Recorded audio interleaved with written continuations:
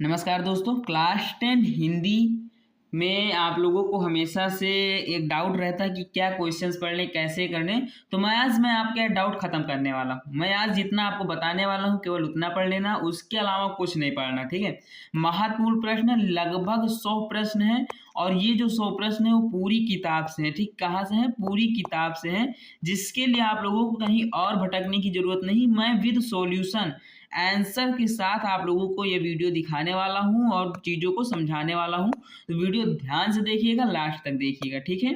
तो पहला क्वेश्चन है, मित्रता निबंध के लेखक कौन है? मित्रता निबंध के लेखक कौन है? आचार्य रामचंद्र शुक्ल जी हैं, ठीक है। क्वेश्चन नंबर 2 है हमारा, ममता कहानी के लेखक कौन है? तो ममता कहानी के जो लेखक हैं वो है जयशंकर प्रसाद जी, ठीक है। ईर्ष्या तू ना गई मेरे मन से कविता के कवि कौन है? ईर्ष्या तू ना गई मेरे मन से, ये कौन कह रहा है? दिनकर जी कह रहे हैं, ठीक है। क्वेश्चन नंबर 4 है हमारा, अजंता पाठ के लेखक कौन है? तो अजंता पाठ के लेखक कौन है? तो अजंता पाठ के जो लेखक हैं वो हैं हमारे भगवत शरण उपाध्याय जी, ठीक है। तुलसीदास की भाषा कैसी थी? तो तुलसीदास जी की जो भाषा थी वो थी अवधी। कैसी थी? अवधी, ठीक है। धनुष भंग प्रसंग किस ग्रंथ से है? तो धनुष भंग जो प्रसंग है वो रामचरितमानस से है। आप जानते हैं जब धनुष मतलब कि राम जी गए थे सीता का स्वयंवर हुआ तो धनुष उठा दिया था उन्होंने, तो वहीं पर लक्ष्मण और उनके बीच में संवाद होता है, ठीक है। तो वही धनुष भंग चीज कहलाता है। छायावादु राम देखे सिया को सिया राम को, 4 स्तंभों में कौन नहीं है? छायावाद के 4 स्तंभों में कौन नहीं है? तो छायावाद के जो 4 स्तंभ है उनमें प्रेमचंद का कोई स्थान नहीं है, ठीक है। क्वेश्चन नंबर 8 है हमारा, रसखान किस रस के कवि हैं? तो रसखान जो है हमारे वो वात्सल्य रस के कवि हैं, ठीक है। भारत की खोज के लेखक कौन है? तो भारत की जो खोज के लेखक हैं उनके बारे में अगर मैं बताऊं तो वो नेहरू जी हैं। कौन है? नेहरू जी, ठीक है। राम ने रावण को मारा, वाक्य कैसा है? भाववाच्य है, कर्मवाच्य है, कर्तव्यवाच्य है, निषेधवाच्य है। तो राम ने रावण को मारा, इसमें जो कर्तव्यवाच्य मतलब कर्तव्य है, राम ने रावण को मारा, ये कर्तव्य दिखा रहा है, ठीक है। तो कर्तव्यवाच्य यहाँ पर वाक्य होगा, ठीक है। परोपकार शब्द में समास क्या है? द्वंद्व समास है, तत्पुरुष समास है, कर्मधीर समास है, बहुव्रीहि समास है। तो परोपकार में जो समास है वो है तत्पुरुष समास है, ठीक है।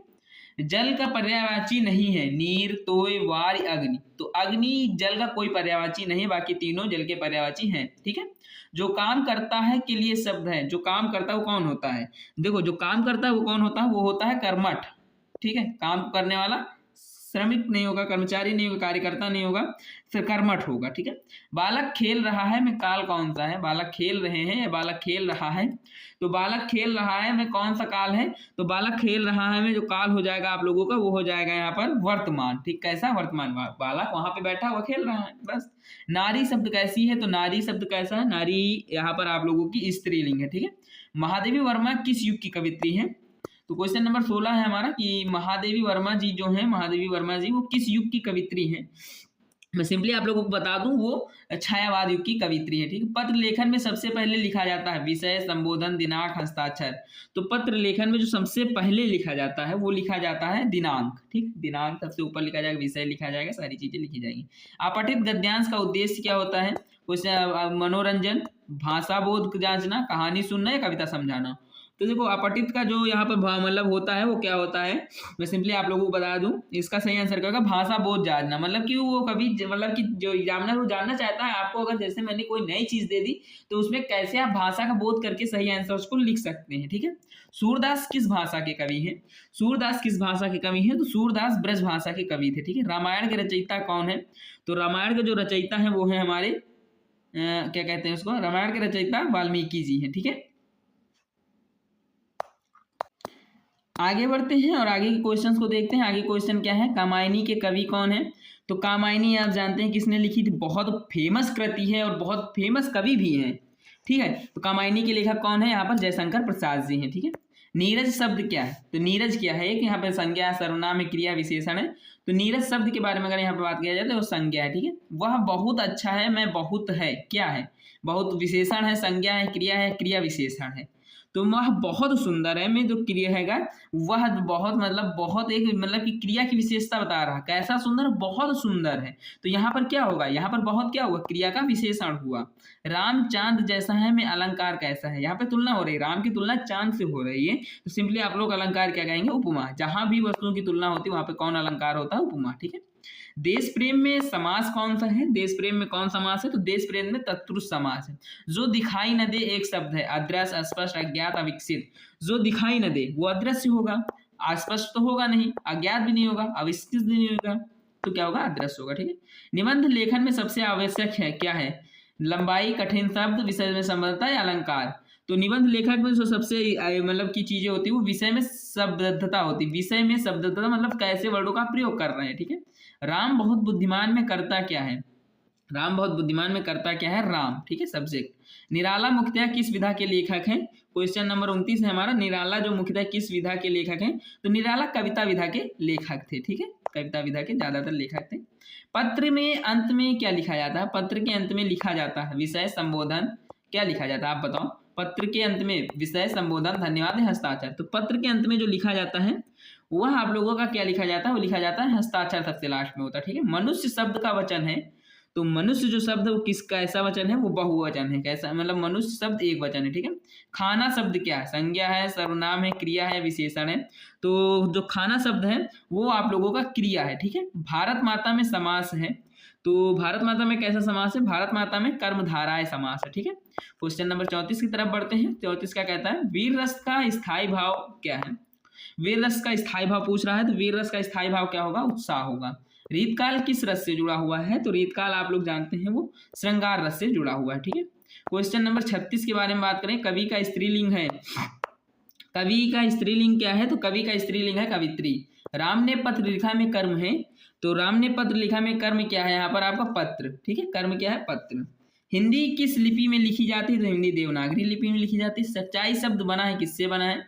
तो सच्चाई शब्द जो बना है वो बना है आप लोगों का क्या कहते हैं? प्रत्यय से। किससे बना है? प्रत्यय से बना है। ठीक है। जो कभी न मरे, अमर, अजर, अटल, तो अमर होगा। ठीक है। क्या होगा? अमर। तो यहाँ पर आप लोगों के क्या हुए? 40 बहुकल्पी प्रश्न तैयार। 40 बहुकल्पी। ठीक है। अब आप कहेंगे इतने कम, धैर्य रखिए, अभी तो शुरुआत है।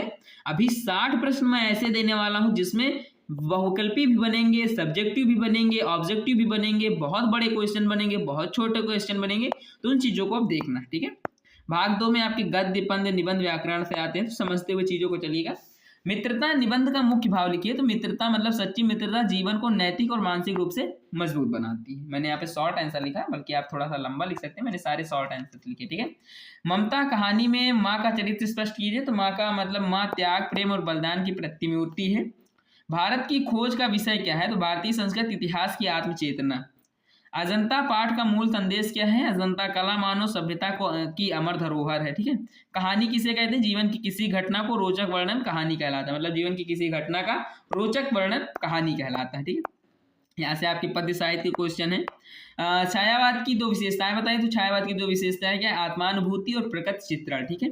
रसखान के का कृष्ण प्रेम स्पष्ट कीजिए। वे कृष्ण को साक्षात भगवान मानते हैं। सूरदास किस भक्ति धारा के कवि हैं? तो सूरदास किसे? सगुण कृष्ण भक्ति धारा के कवि हैं। वीर रस का स्थायी भाव भी मैंने विकल्प में भी बताया था, उत्साह। ठीक है। अलंकार किसे कहते हैं? काव्य की शोभा बढ़ाने वाले तत्व अलंकार कहलाते हैं। निबंध प्रत्यय से यहाँ पर कुछ क्वेश्चंस मैं आप लोगों को दिए देता हूँ, बता देता हूँ कैसे हैं। निबंध क्या है? किसी विषय पर कर्मवृद्ध विचारों की प्रस्तुति। निबंध के 2 आवश्यक गुण लिखिए। तो विषय संबंधता और भाषा शुद्धता। ठीक है।